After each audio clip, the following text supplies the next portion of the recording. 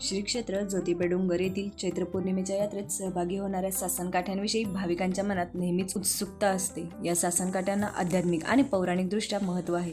गगनचुंबी आकर्षक पद्धतीने सजवलेल्या आणि ढोलताशे आणि पिपाणीच्या तालावर नृत्य करणाऱ्या सासनकाठ्यांमुळेच यात्रेत आणखीनच रंगत भरते.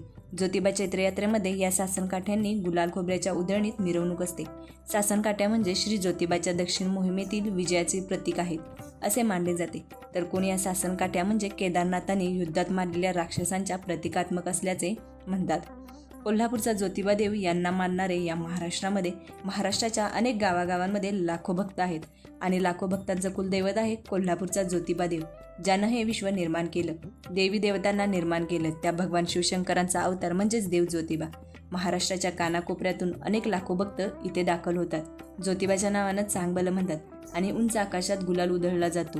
सासनकाठ्या उंच नाचवल्या जातात आणि या सासनकाठ्यांचं रहस्य जाणणार आहोत आज आपण या व्हिडिओमधून. 1960 पूर्वी महाराष्ट्रामध्ये 12 बलुतेदार पद्धती अस्तित्वात होती. या काळात महाराष्ट्रामध्ये खानदेश, मराठवाडा, विदर्भ, वऱ्हाड, कोकण, पश्चिम महाराष्ट्र, मध्य महाराष्ट्र आणि मुंबई सौराष्ट्र असे 8 प्रांत होते. 8 प्रांत आणि 12 बलुतेदार. 8 × 12 = 96. या 96 सासनकाठ्यांना मिरवणुकीत मानाचे स्थान आहे. ज्योतिबा चैत्र यात्रेत 96 मानाच्या सासनकाठ्या सहभागी होतात. सातारा जिल्ह्यातील निमामपाडळी या गावातील सासनकाठीला पहिला मान आहे. महाराष्ट्रामध्ये प्लेगची साथ आली असताना सुद्धा या निमामपाडळीच्या गावकऱ्यांनी आपली सासनकाठी ज्योतिबा चैत्र यात्रेसाठी ज्योतिबा डोंगरावर आणली होती. याची दखल घेऊन छत्रपती शाहू महाराजांनी या गावच्या सासनकाठीला प्रथम क्रमांकाचा मान दिला आहे. क्रमांक 2चा मान आहे सातारा जिल्ह्यातील बेहे या गावातील सासनकाठीला. तर सांगली जिल्ह्यातील डिग्रज गावच्या सासनकाठीला 3ऱ्या क्रमांकाचा मान आहे. हिंदू धर्मात 9 या अंकाला खूप महत्त्व आहे. ज्योतिबा मंदिरातील शिखराची उंची ही 72 फूट इतकी आहे. 7 + 2 = 9 असा 9चा अंक निर्माण होतो. म्हणून भाविक सुद्धा 72, 36, 27 फूट अशा उंचीच्या सासनकाठ्या बनवतात आणि त्या शिखरावर टेकवण्यासाठी प्रयत्न करतात. दक्षिण भागामध्ये म्हणजेच कोल्हापूर परिसरात दैत्यांनी अहंकार माजवला होता. येथील जनता त्यांच्या छळाला कंटाळून गेली होती. कोल्हापूरच्या करवीर निवासिनी महालक्ष्मी अंबाबाईलाही या दैत्यांनी त्रास द्यायला सुरुवात केली. या राक्षसांच्या छळापासून लोकांची मुक्तता करण्याकरता महालक्ष्मी अंबाबाईंनी तपश्चर्या करून केदारेश्वराला या दैत्यांचा संहार करण्याची विनंती केली. केदारेश्वराने राक्षसांशी युद्ध करून प्रमुख राक्षस रत्नासुराचा वध केला आणि देव ज्योतिबा परत हिमालयाकडे निघाले. रत्नासुराच्या वधानंतर महालक्ष्मी अंबाबाईने अशी प्रार्थना केली की पुन्हा असे संकट येऊ नये म्हणून तुझी दृष्टी सदोदित माझ्यावर असू दे. म्हणून वाडी रत्नागिरीच्या डोंगरावरती देव ज्योतिबा थांबले. कोल्हापूरच्या अंबाबाईने ठरवलं की देवांचा राज्याभिषेक करायचा. आता ज्योतिबांचा भव्य असा राज्याभिषेकाचा कार्यक्रम ठरला. प्रत्यक्ष स्वर्गातून देव त्या ठिकाणी हजर झाले. भगवान शिवशंकरांचे सगळे अवतार त्या ठिकाणी होते.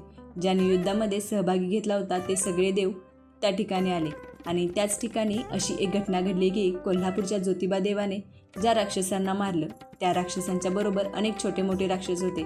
त्या राक्षसांच्या पत्नी त्या ठिकाणी आल्या आणि त्या सर्व पत्नी चरपट आंबा देवीकडे गेल्या आणि साकडे घातले की देवी आम्हाला मुक्ती द्या. देवी चरपट आंबेने या सगळ्या राक्षस पत्न्यांना घेतलं आणि देव ज्योतिबाकडे गेले. देव ज्योतिबा सदरेवरती बसलेलेच होते.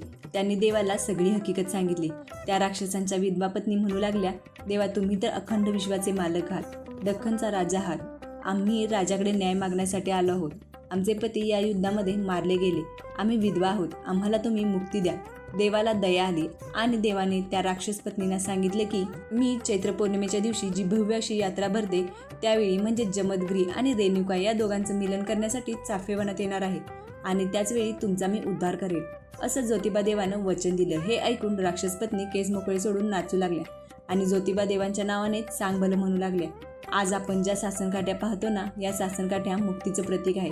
म्हणजेच मुक्ती देण्याची जी ताकद आहे ती केदारनाथामध्ये आहे.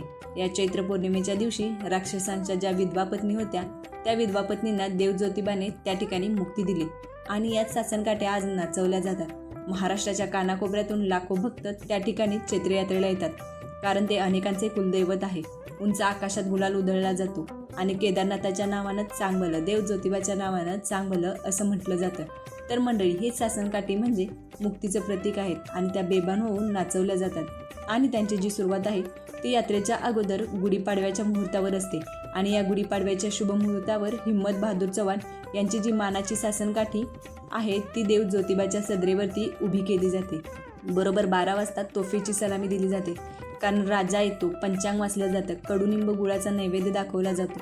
नंतर पुढे सासनकाठ्या नाचवल्या जातात. त्या दिवसापासून ते चैत्र पौर्णिमेपर्यंत या सासनकाठ्या नाचवल्या जातात.